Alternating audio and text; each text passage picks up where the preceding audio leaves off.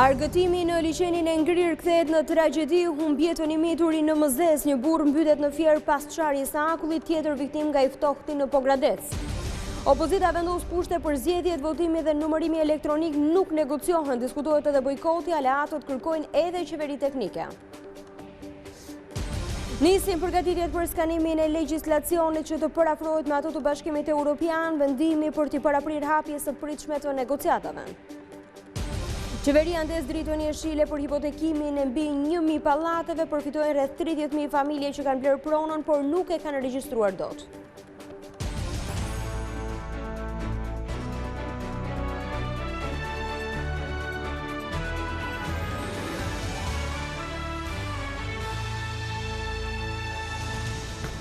Mbrëma zonja dhe zotrin do t'jemi së bashku në edicionin qendror të lajmeve këtu në ekranin e Vision Plus. Loja mbi sipërfaqen e Ngrirë të liçenit të Mëzezit në Tiranë ka kushtuar jetën një të mituri.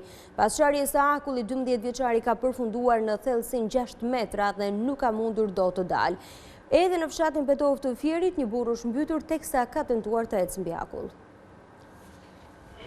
Argëtimi rrezikshëm mbi akullin është kthyer në një tragjedi për dy familje, një në Mëzes të Tiranës dhe një në fshatin Petov të Fierit.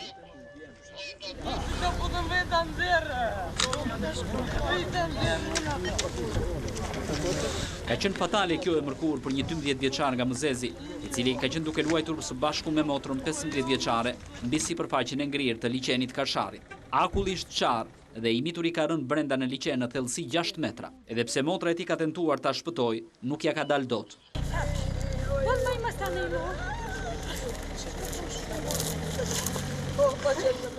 Për të nxjerrë trupin e pajet të 12 vjeçarit, janë angazhuar pëlumbarët e repartit special Renea, të cilëve u janë dashur disa minuta.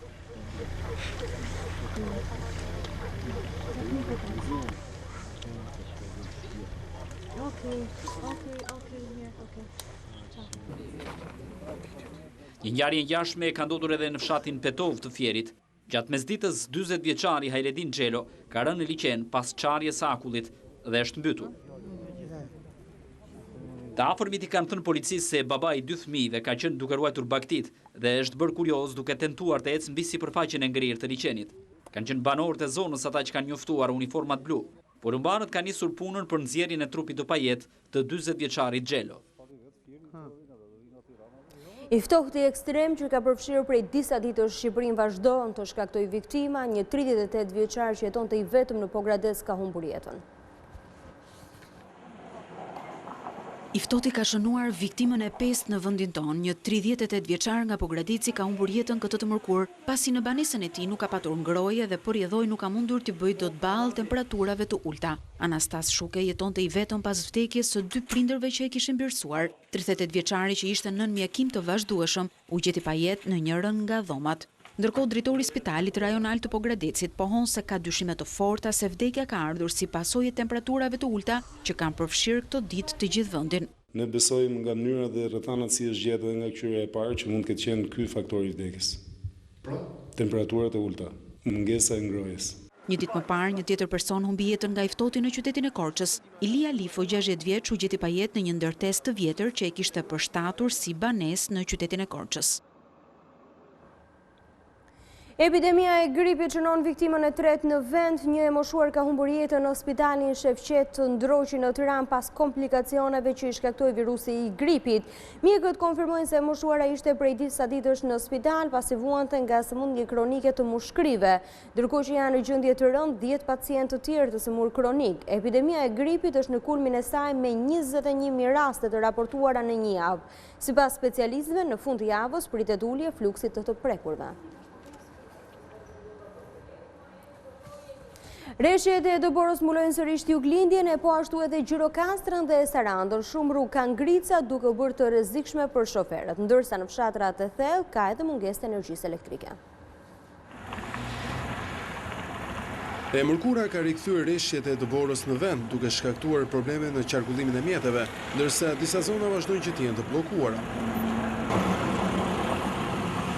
Në Juglindje reshjet kanë krijuar probleme në rrugët nacionale, por shumë më tepër në ato rurale. Trashësia e Dëborës në qytetin e Korçës ka shkuar në 10 cm, ndërkohë që në zonat malore kjo trashësi ka shkuar nga 25 deri në 35 cm. Të gjitha akset rrugore nacionale janë të kalueshme vetëm me zinxhir, ndërkohë që më shumë probleme paraqiten akset rrugore të Voskopojës, Lekasit dhe Dardhës, aty ku kalimi është realisht i vështirë edhe për shkak të trashësisë së madhe të Dëborës. Përgjegjësi i rrugëve në Korçë, Gentian Pere thotë se në shumë akse shoferët duhet përdorin zinxhirët. Me zinxhir edhe pa zinxhir ka pjesë me zinxhir. Duhet bësh kujdes? Po, kujdes duhet të kish. Duhet të kish me 30 me 20. Që është shumë e nevojshme duhet të vëmë zinxhira. Nga Korça në Voskopoj, rruga si është? E kalueshme vetëm me zinxhir. Po vetëm me zinxhir. Më e qartë tutje. Nga? Qarje tutje. Si është? Me të borë, me ngritës. Për momentin kemi në vështirësi, me zinxhir me vështirësi, pjesën nga Ersekan Leskovik, ku firma po vazhdon pastrimin, pasi atje ka rreth 30-35 cm dëbor.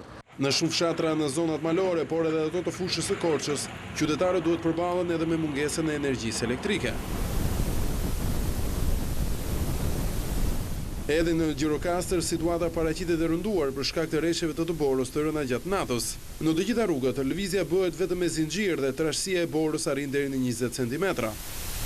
Më problematike është qafa e muzinës dhe uji i ftohtë, borpastrueset ndodhen aty për të mos lejuar bllokimin e rrugës. Si rrallëherë në Saran, trashësia e Borës arrin në 10 cm. Policia këshilloi shoferët që të zbatojnë sinjalistikën dhe të bëjnë kujdes, sidomos në vendet ku ka ngrica. Edhe në Skrapar janë bllokuar disa fshatra në zona të thella si pasojë e rreshjeve të Dëborës dhe rrëshqitjes së dherave. Trashësia e Dëborës brenda në qytet arrin në 15 cm, ndërsa në aksin nacional Skrapar-Berat ka prezencë akulli. Rruga e kombit nga tuneli i Kalimashit deri në Morin është e hapur plotësisht. Rruga është shumë mirë, kalohet pa zinxhir. Jemi vetëm me gomadimin, pa vendosur zinxhir. Normal, në rregull, hapur në rruga. Deri tani shumë mirë. Gjendje perfekte, pa probleme.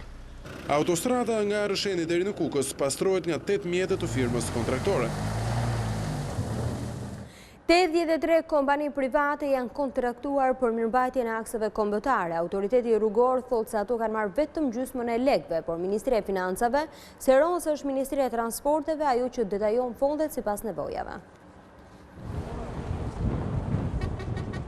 Në këtë ditë acarta dimëri, shpëtimi i jetëve të njerëzve është objektivi kryesor, ndërsa mbajtja e rrugëve të kalueshme për qytetarët mbetet një sfidë për institucionet. Autoriteti rrugor shqiptar ka lidhur 83 kontrata me kompani private për mirëmbajtjen e segmenteve rrugore, por një pjesë e mirë e tyre nuk kanë marrë fondet e nevojshme për punët e kryera. Konkretisht, vlera e punimeve për vitin 2016 e këtyre kontratave arrin në $20 milion, por tashmë jemi në fillim të 2017-s dhe vetëm 50% e vlerës është financuar. Financime për vitin 2016 janë kryer, por nuk janë plotësuar të gjitha nevojat për financimin e këtyre kontratave. Por që financime ka pasur. Fondi që duhet në total për likuidimin e të gjitha kontratave është rreth $20 milion. Financimi është kryer në rreth $10 milion. Ministria e Financave thotë se nevojat për para dakordsohen që në fillim të vitit me çdo institucion, më pas i takon Ministrisë së Transporteve të detajojë fondet sipas nevojave, ndërsa çdo situatë e paparashikueshme trajtohet sipas rastit. Gjithsesi, situata e mos likuidimit të firmave në total lidhet edhe me mundësinë e buxhetit të shtetit. Aktualisht, autoriteti rrugor ka në administrim 4.000 kilometra rrugë kombëtare, por gjatë këtij viti një pjesë e tyre do të mirëmbahen nga fondet të Bankës Botërore. Rreth 1.500 kilometra do kalojnë në mirëmbajtje me programin e Bankës Botërore dhe është edhe në procedurë sipër dhe rruga e kombit apo rruga Milot Morin për të dhënë me koncesion. Qeveria në bashkëpunim edhe me Bankën Botërore ka vendosur që të fokusojë mirëmbajtjen e rrugëve më të rëndësishme, kryesisht ato që kanë një trafik të lartë, si dhe rrugët që lidhin qendrat e rëndësishme ekonomike. Fondi i Bankës Botërore arrin në $80 milion, i shtrirë në 5 vite. Temperaturat ekstreme kanë bërë që të ngri laguna e Kune Vajinit. Banorët kryesisht të rinj e kanë shfrytzuar këtë mundësi për t'u argëtuar, por ngrirja ka penalizuar sektorin e peshkimit. Si asnjëherë më parë, laguna e Kune Vajinit në Shëngjin ka ngrirë. Kjo është pamja që të ofron laguna në këto ditë ftohta ku temperaturat shkojnë disa gradë nën zero. Tash 40 sa vjetë herë që nuk e mojnë men hiç. Këtë ftoftë kështu. Ftoftin marri po. Po djesi orë këtu atje? Dje për zotën ftoft shumë më kënë. A kaluat me fëmijë dje? Kem kaluar me fëmijë dhe bëm me do fotografi për shefit, dolën shumë bukur. 63 ka bëva kjo. E që jashtë mik, neta bile atëherë, temperatura nuk e di se mund të jenë kanë më të larta, me fjalë më të ftofta, më të ulta, se këtu gjysha kënes ka kanë ujë gjys jamël. Edhe vjen më shpejt. Kurse kjo është 100% i krypun, edhe me kanë ujë 100% i krypun edhe me kalu njerëzit sot për më e knec, kjo është temperatura pa pam. Akulli i krijuar u ka dhënë mundësi banorëve që të ecin lehtësisht në të gjithë perimetrin e lagunës dhe të argëtohen. Që në orët e para të mëngjesit të rinjtë e fëmijët janë drejtuar lagunës ku kanë bërë edhe fotografi. Një pamje e tillë nuk ishte ofruar që në vitin 1963. Banorët këtu e shohin si pjesë argëtimi e megjithatë problemet janë të shumta. Por ngrirja e ujit ka penalizuar sektorin e peshkimit, duke shkaktuar dëme të konsiderueshme. Është e pamundur të merret masa provenuese për këtë situatë. Nuk ka asnjë lloj mekanizmi. Shkalla dëmtimit tyre është vështirë të përcaktohet kështu me sy të lirë. Në Lezhë gjatë së mërkurës temperaturat kanë shënuar deri në -4 gradë Celsius. E njëjta situatë paraqitet edhe në liçenin e Kuksit, i cili ka ngrirë për herë të parë që nga viti 1985. Dalemi në zhvillimet politike, votimi dhe numërimi elektronik janë kushti i panegociueshëm për opozitën. Pas takimit me aleatët parlamentar, lideri Demokrat Basha tha se procesi rrezikohet nga kriminalet, ndaj zgjidhja është platforma e bërë publike nga opozita. Në takim nuk është përjashtuar as bojkoti votimeve, nëse shumica refuzon kërkesat. Opozita ka dalë bashkuar për para medias për t'i bërë të rritur mazhorancës se votimi dhe numërimi elektronik në zgjedhjen e 18 qershorit është një kusht i panegociueshëm. Opozita do të kushtëzojë çdo veprim të mëtejshëm me avancimin për reformën zgjedhore, e cila jep qytetarëve fuqinë për të vendosur qeverinë e ardhshme. Basha nuk ka përmendur detaje nga strategjia e opozitës, por burime brenda takimit bëjnë me dije se në rast se mazhoranca refuzon të pranojë kërkesën për futjen e teknologjisë në zgjedhje, bojkoti i parlamentit është një prej opsioneve të diskutuara mes partive të opozitës. Sipas Bashës, zbatimi i platformës së PD-s është zgjidhja e vetme për një proces me standarde. Që qeverisja e ardhshme mos ta diktoj krimi, por vota qytetarëve. Që në zgjedhjet e ardhshme mos vendos varfëria që dikton shitblerjen, por vullneti i lirë i qytetarëve shqiptar. Basha ka theksuar se standardet janë prioritare për opozitën dhe çështjet e tjera si propozimi i LSI-s për listat e hapura kanë rëndësi dytësore, edhe pse nuk e ka hedhur poshtë këtë ide. Partia Demokratike nuk është pengesë për listat e hapura. Personalisht jam shprehur për çdo sistem që fuqinë do t'ia kalojë qytetarit. Qoftë listat hapura, magjoritar, apo po doni ta bëjmë me ligj të detyrueshme që partitë politike, kandidatët për deputet t'i zgjedhin me votim të drejtë për drejtë nga antarësitë e tyre apo dhe nga qytetarët. Por diskutimi për listat e hapura apo çfarëdo sistemi tjetër zgjedhor është dhe mbetet një diskutim propagandistik për sa kohë që nuk garantohet vota, nuk garanton zgjedhjet e lira dhe të ndershme. Komisioni i reformës zgjedhore do të ngritet të premten e mbetet për tu parë përgjigje e mazhorancës ndaj këtij ultimatumi, pasi deri më tani PS ka mbështetur idenë e një projekti pilot për teknologjinë në zgjedhje për shkak të mungesës së kohës. Dy partitë aleate të PD-s, agrarët e Agron Dukës dhe LZK-ja Dashamir Shej kërkojnë që hyrja në zgjedhje të kushtozohet me votimin dhe numërimin elektronik. Mungesa e standardeve sipas tyre cënon procesin elektoral. Ndërkohë Shej kërkon që kreu i PD-s Basha të shkëputet përfundimisht nga ndikimi i Sali Berishës. Aleatët e Partisë Demokratike gjykojnë se kushtozimi për numërimin dhe votimin elektronik duhet të lidhet drejt për drejt me pjesëmarrje në zgjedhje. Kreu i Partisë Agrare Ambientaliste Agron Duka deklaron se opozita nuk duhet marrë pjesë në zgjedhjet e 18 qershorit në rast se nuk futet teknologjia në procesin elektoral ose në rast se nuk plotësohet kushti për një qeveri teknike. Edhe për aleatin tjetër të PD-s, Dashamir Shehi, garancitë që vota nuk do të vitet e blihet janë thelbësore për opozitën. Partia Demokratike, me sa di, të shprehur edhe në media që ne kërkojmë ose votim elektronik dhe numër elektronik ose qeveri teknike. Por ose kjo punë nuk zgjidhet, unë gjykoj që opozita ndoshta do të marrë vendim nëse nuk zgjidhen këto dy probleme të shtryen zgjedhjet, të mos hyjë në zgjedhje me këtë kod zgjedhor. Opozita do ta ushtrojë deri në fund presionin që ka, peshën politike që ka, t'ja bëjt qartë kundërshtarëve dhe të huajve, që nëse nuk ka ndryshime të qëndësishme në kodin zgjedhor, që të garantojnë votën e lirë, zgjedhjen vetë rrezikohen. Por për shehin, reformat zgjedhore nuk mjaftojnë që opozita të vinë në pushtet.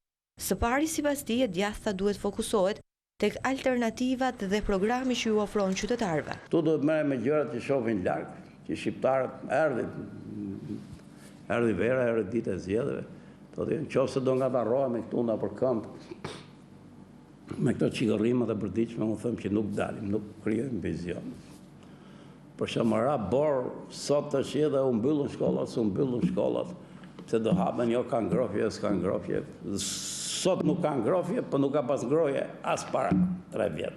Sipas shehit, tashmë ka ardhur koha që Basha të ndahet edhe nga ish kryetari i Partisë Demokratike Sali Berisha, e të udhëheqi vetëm opozitën drejt betejës zgjedhore. Unë gjykoj që Basha duhet ta marrë këtë vendim final, që jam unë këtu, edhe ato që do të shkojnë brapa, do të shkojnë brapa Bashës. Berisha ka gjithë historinë e vetë politike, më të rëndësishme e shqiptarëve të juristë e 5 vjetë. Unë gjykoj që historia dhe fati i ka dhënë shumë, më shumë se kaq nuk mund të pretendosh. Ka demokracia. Kështu që tash kjo sop rrugë ne do ta bëjmë bashkë me zotin Basha. Qofse zoti Basha është i zotit na udhëheqi. Për një vit opozita ka parë tek votimi dhe numërimi elektronik zgjidhjen e vetme për fenomene si vjedhja apo blerja e votës. E për këtë arsye ajo ka këmbgulur tek futja e teknologjisë në procesin e 18 qershorit. Por duke se deri tani, armiku më i madh i saj është koha. Qeveria ka nisur përgatitjet për skanimin e legjislacionit për ta përafruar ato me standardet e Bashkimit Evropian. Ministri i Integrimit Klajda Gjosha sqaron për Vision Plus se ky proces po bëhet para hapjes së negociatave për të cilën Tirana zyrtare pret një datë brenda këtij viti. Shqipëria nuk do pres vendimin e Brukselit mbi çeljen e negociatave për nisjen e përgatitjeve për procesin e screening, skanimit të legjislacionit duke identifikuar fushat që ka nevojë për harmonizim sipas standardeve të Bashkimit Evropian. Lajmi bëhet i ditur për Vision Plus nga Ministra e Integrimit Klajda Gjosha. Do të intensifikojmë puna me Komisionin Evropian dhe sigurisht për 2 kapitull më kryesor, 23 dhe 24, dhe kjo është edhe një tjetër kërkesë që i është bërë Komisionit Evropian nga Ministria e Integrimit, sepse vërtet nuk do të kemi çelje negociatash, por ne nuk na pengon asgjë për të filluar paraprakisht të gjitha procedurat, pavarësisht se nuk do të jetë një screening i mirëfillt, por këto janë procedurat të brendshme dhe koordinimi mes institucioneve tona, që sërish në momentin kur ne do të çelim negociatat, të kemi ecur dhe të kemi bërë hapa para me këto 2 kapituj. Ministria pret një raport të ndërmjetëm nga Bashkimi Evropian për rrjedhjen e hapit të radhës në procesin e integrimit, edhe pse ishte thënë se në 2017 nuk do të kishte asnjë raport nga Brukseli. Gjithsesi, ajo thotë se dokumenti do të publikohet pas zgjedhjeve të qershorit, të cilat kanë një peshë specifike. Zgjedhjet janë të rëndësishme për çdo vend, jo vetëm për ne që aspirojmë të jemi pjesë e Bashkimit Evropian, sepse janë treguesi një demokracie të brendshme të çdo vendi. Për këtë të jemi të sigurt që monitorimi do të jetë nga të gjitha palët. Zgjedhjet gjithmonë kanë qenë një kriter i padiskutueshëm i Bashkimit Evropian. Optimizmin për avancimin në procesin e integrimit, Gjosha i gjen edhe tek ecuria pozitive e reformës në drejtësi. Ne tani më kemi të zhbllokuar dhe ligjin e vettingut, që shumë shpejt do të nisë pra dhe implementimi i këtij ligji kaq të rëndësishëm, dhe me këtë ligj fillon zyrtarisht dhe implementimi i gjithë reformës në drejtësi. Të shpresojmë që edhe implementimi do të bëhet në mënyrën e duhur, me një dakordsi të plotë. Në raportin e nëntorit të Komisionit Evropian, ju rekomandua Këshillit Evropian çelja e negociatave me Shqipërinë pas zbatimit të reformës në drejtësi, specifikisht ligjit të vettingut, vendimi i cili u mbështet më pas edhe nga Këshilli në muajin dhjetor. Sekuestrohen 2.3 kg heroin do Durrës pra nga 2 trafikantëve dhe 1 punonjës i policie. Guardia di Financa kap në brindisi skafin me 1.9 ton hashash. Themeluesit e Ligës Civile shqiptaro-amerikane kërkojnë të drejta të barabarta në Maqedoni, në të kundërt vendi të kthehet në një shtet federal.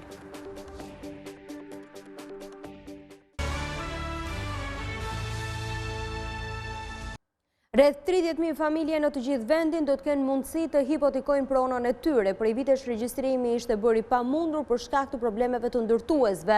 Por me vendimin e sotëm, qeveria e heq edhe këtë pengesë, duke shtuar nga ana tjetër të ardhurat në arkën e shtetit. Mira familje që kanë blerë një apartament, por nuk kanë patur mundësi ta hipotekojnë, nga sot i jepet mundësia për ta ligjëruar pronën. Qeveria ka miratuar projekt vendimin i cili saktëson procedurën e regjistrimit banesave, e nga ana tjetër mundëson vjerjen e të gjitha detyrimeve financiare nga ndërtuesit dhe investitorët. Janë rreth 30.000 familje në Republikën e Shqipërisë, të cilat, jo për fajt të tyre, nuk kanë mundur të marrin hipotekën e pronës ku jetojnë.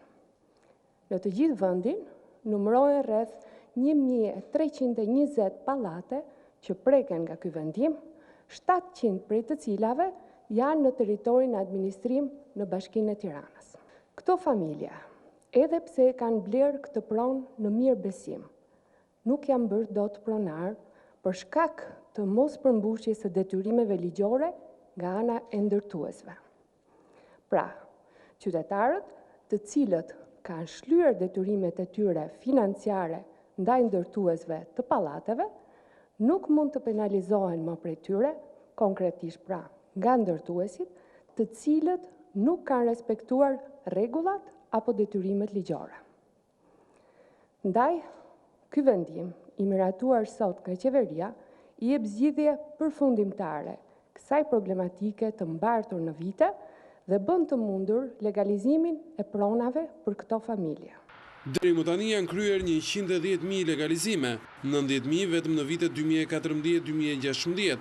Këto statistika sipas Gjermenit tregojnë se legalizimet janë 5 herë më shumë se në 8 vitet e qeverisjes së mëparshme. Kryeministri Rama dhe kryebashkiaku Velia i vendosën sot 2 pllakat e para në bulevardin e ri të Tiranës. Projekti do të jap hop zhvillimit të anës veriore të kryeqytetit me ndërtime moderne, merrparqe dhe parkingje publike. Vendosen 2 pllakat e para në bulevardin e ri të Tiranës, ndërtimi të cilit pritet të japë një zhvillim të madh krahut verior të kryeqytetit.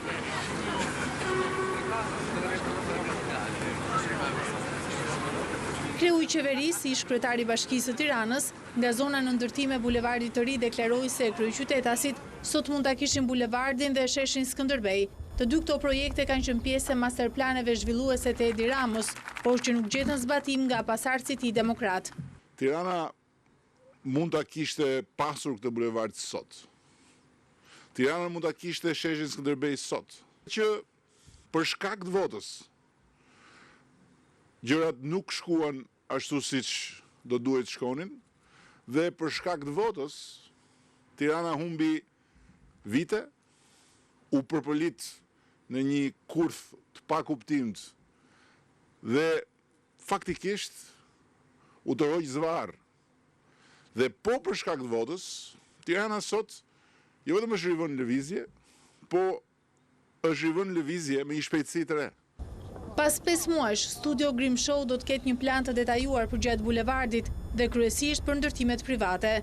Erion Velia e ftoi institucionet publike të zhvendosen në këtë zonë të Tiranës, e cila do të jetë zhvillimi i kryeqytetit për 30 vite të ardhshme. Pas 5 vitesh ku ne humbëm kohë të çmuar nga zgjedhjet e 2011-s deri sot, unë besoj që në këto 500 ditë kemi justifikuar besimin që na kanë dhënë qytetarët për të rikuperuar kohën e humbur, për të mos mbajtur kokën mbrapa, edhe për të projektuar Tiranën moderne ku duam të jetojmë të gjithë. Për ditën e verës, bashkia ka vendosur të inaugurojë parkimin në toksor tek bulevardi i ri, tek sheshi Skënderbej dhe pazarin e ri. Por Erion Veliaj nuk fsheu një nga çuditë që po ndodh në fund të bulevardit, aty ku ishte planifikuar ura lidhse me Paskuqanin. Lumi që na ndan me Kamzën dhe Paskuqanin nuk është një kufi civilizimesh, përkundrazi, një mundësi bashkimi. Sot ende do duhet zgjidhim disa çështje teknike, si fakti që bashkia jon fqinj në vend që të na lër hapësirën hapur që ne të lidhim me Urë, Tiranën me Kamzën, sot ka dhënë leje ndërtimi në fund këtij bulevardi dhe do duhet mendojmë se si ne do lidhemi dhe jo do ndahemi me vëllezërit tanë që jetojnë në Kamës edhe në Paskuqan. Nëse sheshi Skënderbej është parashikuar të mbyllet në mes të qershorit, bulevardi kërkon më shumë kohë deri në përfundim. Zgjatimi i tij është projektuar 87 vjet më parë në kohën e mbretit Zog nga 2 arkitektët italian. Në 2003, kryetari i Bashkisë Rama e vendosi këtë projekt në masterplanin e qendrës dhe e bëri publik në zgjedhjet e 2011-s. Pasardhësit i Basha arriti të realizojë vetëm konkursin e studiove projektuese, ndërsa Velia e nisi zbatimin në terren me studion Grimshaw, e shpallur fituese nga administrata Basha, por duke rikonceptuar projektin. Kreu i Komisionit Hetimor për privatizimin e OSHE, Saulan Tyballa, ka publikuar një email që sipas tij zbulon aferën ku është përfshirë djali i kryeministrit Berisha. Në përmbajtjen e tij flitet për një takim mes nëndrejtorit të ÇEZ në Prag dhe Berishës. Partia Socialiste zbulon fakte të reja që sipas saj lidhin Shkëlzen Berishën, të birin e ish kryeministrit Sali Berisha, me aferën korruptive të privatizimit të OSHE-s nga kompania çeke ÇEZ. Ky është emaili i publikuar nga kreu i Komisionit Hetimor Parlamentar Tauland Balla, ku përmendet lidhja e Nuel Karajt me Shkëlzen Berishën. Karaj cilësuar si negociator i këtij privatizimi. Një email që drejtori çek në Shqipëri, Josef Hajsek, i shkruan nëndrejtorit të ÇEZ-it në Prag, se do ta pristi së bashku me Nuelin në aeroport. Mirëdita Thomas, në anekse janë të përgatitura dokumentet. Ne do të përmendim gjithashtu kërkesat ndaj qeverisë, sa është devija që duhet paguar tani, rregullimin e çmimit e të tjerë. Do të pres ty me Nuelin në aeroport në salonin VIP. Me Nuelin sapo mbarova negociatat e tjera. I shpjegova në detaje se çfarë kërkojmë. Takimi me të birin sipas Nuelit është shtyr për nesër pas ardhjes së kryeministrit. Mbrëm kam shtrënguar duart me kryeministrin në takimin me investitorët. Ai tha se është i kënaqur që do të takojë nesër. Në email shkruhet gjithashtu se rezultatet do të jenë pozitive. Po ashtu thuhet se Nuel Karaj ka siguruar se për kryeministrin po punon një komision ndërministror që po trajton çështjen. Rezultatet nuk janë akoma përfundimtare, por ka marrë siguri se do të përfundoj, thuhet në email. Ndërkohë një ditë më parë, Komisioni Hetimor administroi llogari bankare të Kalajt, i cili pretendohet se ka marrë nga ÇEZ transferta bankare mbi 7 milion euro, shumë të cilat më pas i ka tërhequr kesh më 16 qershor 2009, vetëm pak ditë para zgjedhjeve të atij viti. Porti i Durrësit vazhdon të jetë rrugë kalimi i drogave të forta drejt Europës. Policia sekuestroi së fundmi 2.3 kg heroinë në tragedin e linjës Durrës-Bari, ndërsa arrestoi 2 trafikantët. Ndërkohë, gjatë pasdites është vënë pranga edhe një punonjës policie, i cili dyshohet se lejoi kalimin e ngarkesës. Sekuestrohet një tjetër sasi prej 2.3 kg heroinë në portin e Durrësit. Një burrë e një grua janë kapur në flagrancë në tragedin e linjës Durrës-Bari, teksa po tentonin të trafikonin lëndë narkotike drejt vendit fqinj. Të arrestuarit janë Bashkim Hasani, 67 vjeç, dhe Laureta Lama, 38 vjeç, miq me njëri tjetrin, ndërsa një tjetër person është shpallur në kërkim. Arrestimi i tyre u bë nga policia kufitare në Durrës, pas informacioneve të marra në rrugë operative se këta persona do të trafikonin drogën e fortë. Pas kontrollit në dhomën e tragedit, ku ishin vendosur 2 të arrestuarit, Blut e Durrësit gjetën drogën e fshehur në çantën e dorës së Laureta Lamas. Heroina ishte ndarë në 4 pako. Ndërkohë, në orët e pasdites, policia ka bërë të mundur arrestimin edhe të efektivit të policisë kufitare Agim Shaba, i cili dyshohet se ka lejuar 2 shtetasi të kalonin kufirin, edhe pse kishte sinjale që ata kishin materiale të kontraligjshme me vete. 1.9 ton hashash janë kapur nga Guardia di Finanza në një operacion të përbashkët me policinë shqiptare. Droga ishte në një skaf i cili u ndalua pranë brigjeve të Brindisit, ndërkohë janë arrestuar një shqiptar dhe një italian. Publikohet video e grabitjes së farmacisë në rrugën Sirikodra. Autorit i ka mjaftuar një pistolet lodër për të rrëmbyer 8.000 lekë.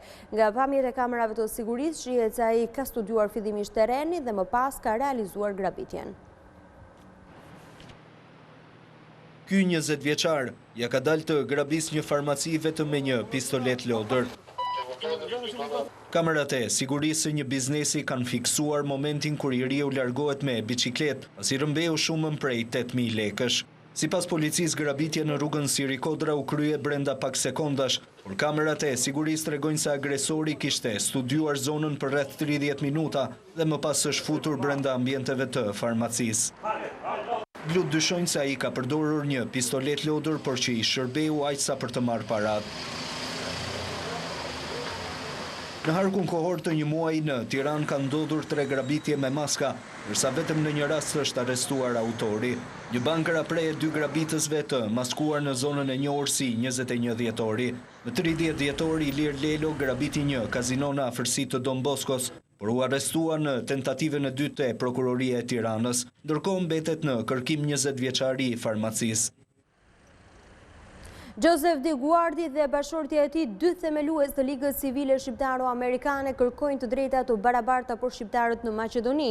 Në intervistën dhënë për Vision Plus, ata thonë se nëse ky kusht nuk realizohet, atëherë është më mirë që Maqedonia të kthehet në shtet federal, ndërsa arrestimin e Ramush Haradinajt ata e konsiderojnë dështim të politikës në Kosovë. Themeluesit e Ligës Civile Shqiptaro-Amerikane dhe mbështetësit e kauzës shqiptare në Shtetet e Bashkuara, çifti Joseph dhe Shirley Diguardi, kanë dhënë opinionet e tyre për Vision Plus për dy çështjet më të nxehta që prekin shqiptarët, situatën në Maqedoni dhe arrestimin e Ramush Haradinajt. Sipas Joe Diguardit, nëse edhe këtë herë nuk do të ketë një zgjidhje për të drejtat e barabarta për shqiptarët në Maqedoni, atëherë më mirë ajo të kthehet në shtet federal.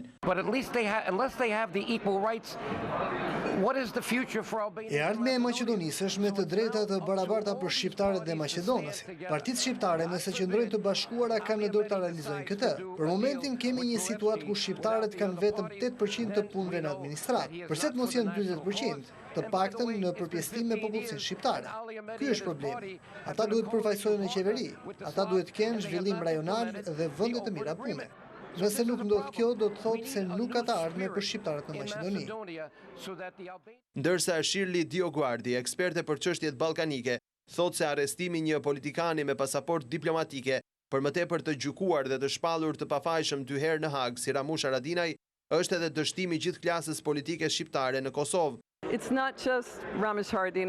Çështja e mandat arresteve të kohës së luftës duhet ishte ngritur nga Edita Tahiri e negociatorët e tjerë në bisedimet me Serbinë, e tani duhet ishte zgjidhur. Por politikanët shqiptarë në Kosovë ja kanë dalë të krijojnë tablo të ndryshme para Bashkimit Evropian dhe Shteteve të Bashkuara të Amerikës, duke thënë se ne po bëjmë gjën e duhur e po punojmë për integrimin, teksa pas krahëve kanë minuar pa ndalim qëndrueshmërinë në Kosovë, ose duke burgosur Ramush Haradinajn, ose duke izoluar Mitrovicën, apo edhe duke mbajtur 60% të shqiptarëve të papunë. Ka ardhur koha tashmë që shqiptarët të dalin të bashkuar e jo të presin nga politikanët apo nga perëndimi. Sipas drejtuesve të Ligës Civile Shqiptaro-Amerikane, ka ardhur koha për të lënë mënjanë retorikën dhe për të vepruar në të mirë të përbashkët të shqiptarëve. Çështja Haradinaj si rrallëherë ka arritur të bashkojë të gjitha forcat politike në vend. Forumet rinore të partive kundërshtare në vend, pavarësisht se janë kundërshtar politik, përfaqësues të Partisë Socialiste, Partisë Demokratike, Lëvizjes Socialiste për Integrim e të tjerë, janë mbledhur së bashku për të protestuar kundër arrestimit të liderit të AAK-s Ramush Haradinaj. Protesta është zhvilluar para ambasadës franceze, ku të rinjt kanë kërkuar lirimin sa më parë të Haradinajt. Argëtimi në liçen kthehet në tragjedi, humb jetën i mituri në Mëzes, një burr mbytet në firë pas sharjes së akullit, tjetër viktim nga i ftohti në Pogradec. Opozita vendos kushte për zgjedhjet, votimi dhe numërimi elektronik nuk negociohen, diskutohet edhe bojkoti, aleatët kërkojnë edhe qeveri teknike. Nisin përgatitjet për skanimin e legjislacionit që të parafrohet me ato të Bashkimit Evropian, vendimi për t'i paraprirë hapjes së pritshme të negociatave. Qeveria ndes dritën jeshile për hipotekimin e mbi 1.000 pallateve, përfitojnë rreth 30.000 familje që kanë blerë pronën, por nuk e kanë regjistruar dot. Zonja dhe zotrin, kjo ishte gjithçka e përgatitur për edicionin qendror të lajmeve. Për më shumë informacione dhe në çdo kom, klikoni në adresën tonë të internetit si dhe në faqen tonë në Facebook. Bashkë ndajmë këtu, miropafshim.